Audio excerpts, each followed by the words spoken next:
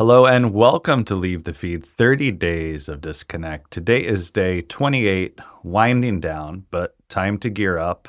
Talk about social currency with AJ Schneider. AJ, welcome to the show. Thank you so much for having me. I love this topic. So, I'm sure social currency will manifest throughout this discussion in many different ways, but to start things out, let's hear about your story as an entrepreneur and how you ended up founding Beyond the Green Coaching. Okay. So I run a finance coaching business and I have a degree in theater. I spent 8 years of my career as a yoga instructor and about 10 plus years of my career in hospitality. So, how did I end up getting into finance? Well, I was a mess. I was a financial mess. I was in about collectively $71,000 worth of debt, absolutely no savings. And I just kept waiting for this magical check to arrive in the mail to fix all my problems. But I didn't actually at the time know how much debt I had. I didn't really know how much my expenses were. I just was living moment to moment, thinking it would all like kind of figure itself out in the future. And then realizing that, oh, I'm the knight in shining armor who's has to come and rescue myself because I was realizing that my relationship with money was impacting my confidence and how I was showing up in the world, which was like kind of desperate. And I was like everybody's poor friend. And I was always busy because I was working all the time. I had that great work ethic, but I had nothing to show for it. And I was at that perfect pivotal time in my life where it's so funny. I felt so adult then. I was like in my mid 20s, but everybody was getting married and starting to get engaged. I realized at the same time, like my grandparents were getting older. And I just was like waiting for my life to begin. And I was a yoga instructor and I very much I set up an LLC for my yoga by AJ, and I very much treated it like a business. But when it came to the finances, I had absolutely no idea. I would literally write all my yoga classes out on a piece of paper and then like kind of try and figure out what I was spending per month and then try and match it. And I would do this like every day, like compulsively. And then at the end of the month, I would have like nothing to show for it. But then I was like going to Brazil and like going to Portugal and just ignoring the debt and all of it. And I luckily had an aunt who I knew was really smart with money. And I said, can you teach me how to budget? And that was the beginning of the biggest transformation of my life, where I didn't realize how much people pleasing was impacting my day to day decisions. Because once people think that a budget's really constrictive, it's actually freedom. Because once you know what you can spend and you have your eyes set on a goal, everything else just becomes noise. And it just profoundly changed my life. It rooted me, it gave me grounding, it gave me a sense of autonomy and control. And I started down that road. Things started improving in my life. I was paying off the debt. I was manifesting like crazy. And I attracted my husband, who was my childhood crush. 2 weeks into dating, I said, hey, I'm like a yoga instructor and a waitress, and I'm working really hard on paying off my debt. And 2 weeks into dating. And I was like, I need you to know this because, I'm on a really strict budget and I don't want to start this relationship in a lie. And he's like, oh, well, I budget and forecast for a living. Like, let me take a look and I can support you. And he helped me, like, my budget template that I've given over 300 clients is the one he made for me. And he walked me through it. He held my hand. He like really supported me becoming independent. And he didn't fix it. He just gave me the tools. And then when I moved to DC to be with him, I was like, I really just want to help people heal their relationship with money because during that time period, I thought that everybody else had it figured out. But when I started to actually like parse out my own financial landscape, I realized that nobody actually had it figured out. They either made a lot of money, they came from money, or somebody was subsidizing their life, or they were lying and tons of debt, just like me. And I was like, oh, I'm not alone. I'm like far from alone. Like people who are really good with money are like the outliers. And I had one client, her name is Danny. I said, can I please coach you? I have a methodology. But you have to, I won't charge you ever, but you have to give me like 175%. And she said, yes. He tripled her income within a couple of months of working together, tripled. He refinanced her student loans. We got her debt on 0%. It was like very quick transformation. And I was like, I think I have something here. And I never looked back. Wow, that's incredible. Congratulations. What a Thanks. awesome story. Now, talk a little bit about the challenges when you are in that much debt, because I've been there before, and Mm. how difficult it can be to show up for other people, and how difficult it can be to find peace within yourself, and that call to always need to be possibly doing something else and ignoring the situation, like going on a trip or spending money. What was going on inside your psyche during that time? So much shame, loneliness, fear, and ignorance. I genuinely thought the IRS was going to come and like knock on my door and like take my yoga mat away. I didn't really Yeah. have anything to give them. I teach neurological behavioral changes in our work. We're coming up against a lot of resistance right now. People want to use the fancy schmancy budgeting apps when they work with us. And I'm like, no, you're not ready for fancy schmancy budgeting apps because your neurological system is recreating your trauma every single day that you transact. And I'm trying to get your nervous system to change. And that is what requires that change is repetition and repeatedly going into your budget tracker and inputting in your spending and being that conscious because it can feel like such a black hole. I mean, like $71,000. I've seen so much more than that now, but like it's a lot of debt. That's like not nothing. And it can feel like this mountain. And every part of financial like aptitude is can also feel like a mountain. Investing, financial organization, repayment.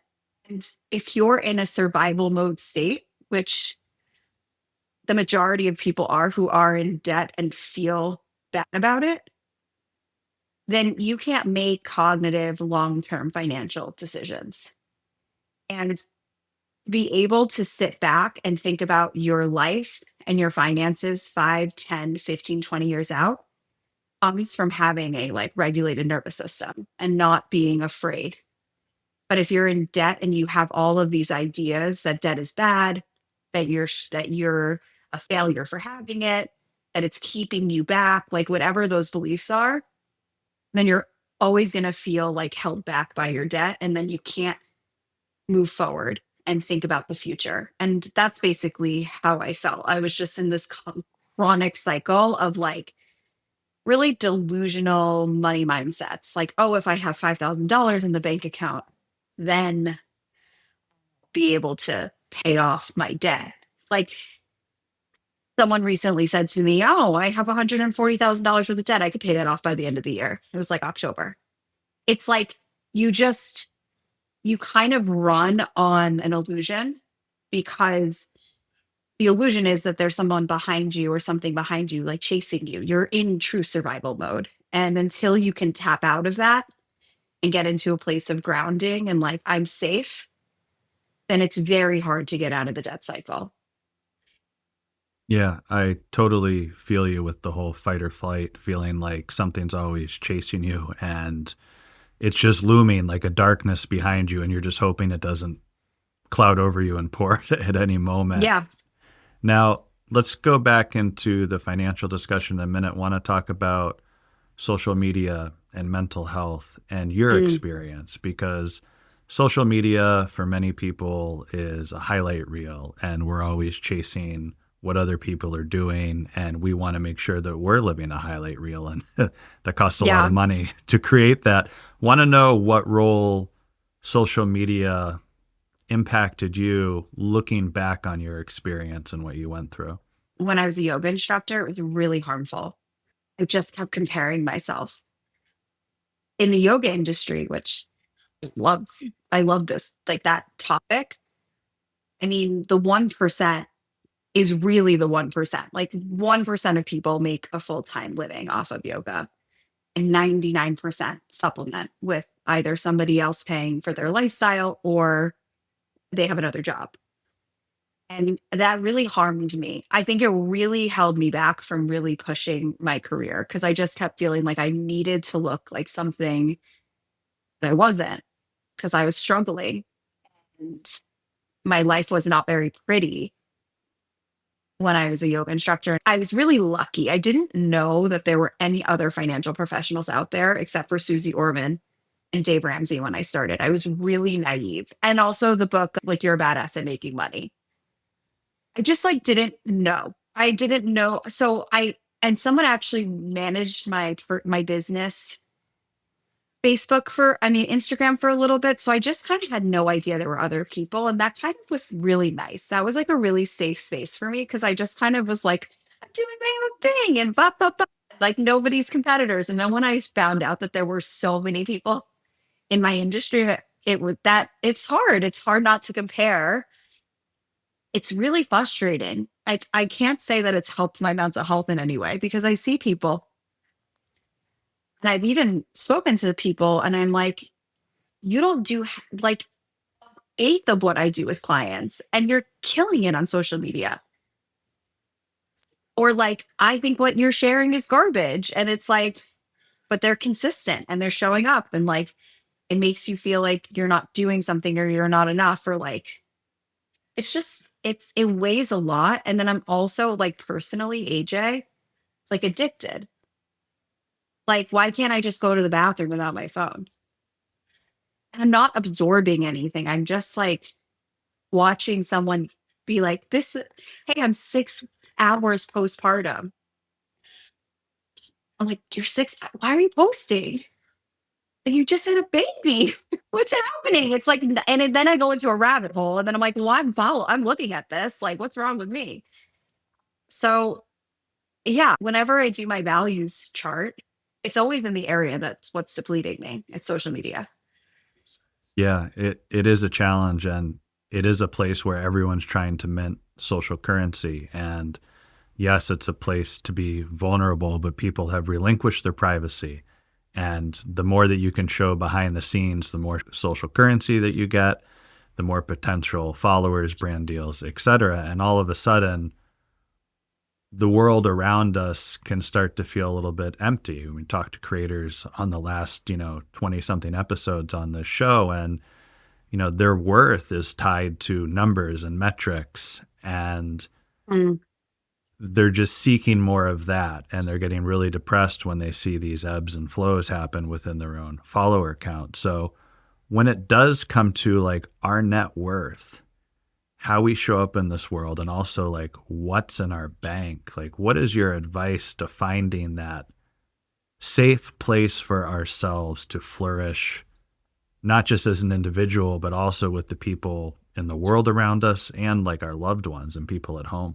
I see a lot of people in my space, they don't sell anything. They just share their money diaries on social media. I like did a whole audit of as many people in the personal finance space. And a lot of them don't have a product, don't have a service. They don't sell anything. They're just sharing, like, oh, I paid off $50,000 worth of debt, or like, I spent $3,000 on vacation.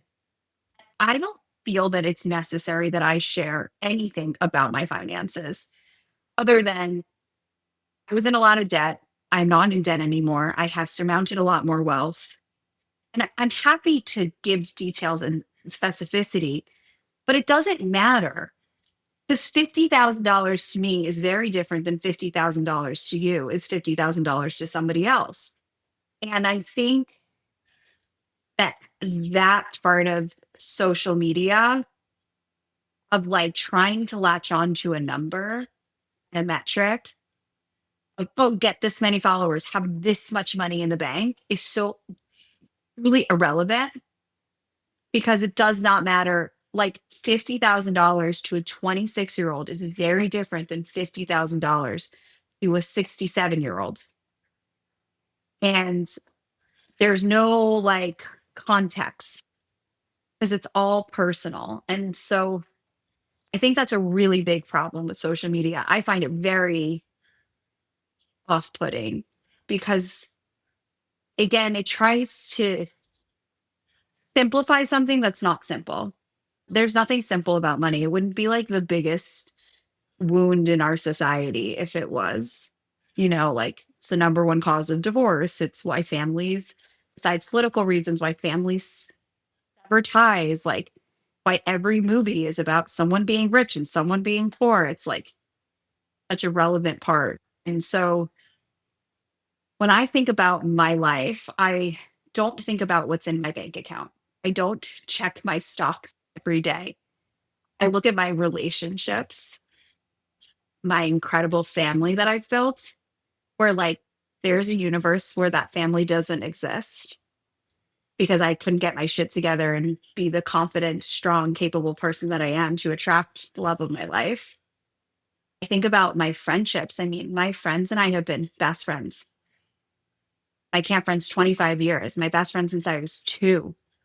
If middle school friends, like I've been able to maintain relationships my entire life. Like if you're finding your validation from instant, quick communication, then you have like a dopamine like addiction. I'm going to be really honest, because building long term relationships is the opposite of like dopamine. It takes a lot of work and a lot of showing up. And when you're stressed about money, when you're depressed or anxious and unhappy, those can prevent you from showing up. And so that's why we always teach, like my philosophy is like, I always want to be the best version of myself because then I get to show up. I get to show up for the fun things. I get to show up for the really difficult times in people's lives. And I'm certainly not perfect. There are moments in my life I just have to recluse. I'm depressed or I'm stressed. I can't show up. But I built enough rapport with my network, with the people in my life, so we can do that. So I would say my success is really measured by the relationships in my life. The creators that we've had on this show, very diverse, different amounts of followers, income brackets, but a lot of them have gone through a transition where they really leaned into social media during the pandemic. Maybe they were living at home and now they might have 4 or 5 million followers. They have brand deals and they're on their own. They got their own pad and they're living it, They're working hard. It's 24/7, but they're living it. But they live also with a lot of financial uncertainty. There is no paycheck coming in every month that they can count on. When someone's in that type of situation with that unpredictability in terms of a job, what are some things that they can do to feel safer and more grounded so they can show up for others when they are disconnected? Acknowledging that their finances are causing them stress would be number one, because we know that it is, right? And especially with someone who's getting a ton of validation and approval by working really hard, it's like that stress and that the thing they're doing really well are going to start to like marry each other. They're going to be like, well, if I work more, then I'm going to have more money and everything's going to be okay. And then all of a sudden, they haven't called their mom in 3 weeks, or they haven't like been a friend. And then they're just like, they're so busy because it's like, well, I got to keep working because my stress is money. And when I work, I make money and everything's going to be okay. So even just acknowledging that cycle will allow that person to be like, take just like I moved my body back, like take a step back and be like, Is there potentially another way to do this? Just that alone can be really, really helpful of like, what do you value? And when you're a passionate entrepreneur, I'm a serial entrepreneur. I would say this is my second business. I have no means of stopping. Your life and your work can become really entangled, especially as an influencer who's sharing everything about their life as a form of work. And if the stresses and anxieties are, again, like married to your work, it's going to be really hard to pull them out. So identifying what you are stressed about specifically. I'm stressed about money. Let's go to my lane, AJ's lane. What are your expenses? What do you spend per month? Not what you think you spend, not what you're writing off as an expense for tax purposes. What do you spend per month? Not just on rent, not just on your cell phone bill, which you probably don't have one, but what are your true expenses? How much money are you spending on takeout? How much money are you spending on clothes? This is my favorite. So we make all of our clients do a 3 to 6 month historical expense audit. And they have to go through everything, Target, Amazon, every single credit card. And they'll come on the call and they're like, "Oh my God, I spend so much money on food. I spend so much money on takeout and Ubers." And I'm like, "Maybe. But did you notice you spend on average $700 a month on clothing?" Like, didn't even see it. Did you notice you're spending $800 a month at the gym? Like, didn't even notice. That exercise alone, it's not going to immediately change anything, but it's so, once you know the numbers, you can't unknow the numbers. And then from there, you say, okay, well, what realistically do I have to spend per month? What's within my values? Like, what's a budget that I would like to spend per month, which includes clothing and the gym and your therapist and takeout, but that I can like account for. That's like an average. Now, the biggest influencer, creative, gig worker, artist mentality is that I can't budget because I don't know my income. You can.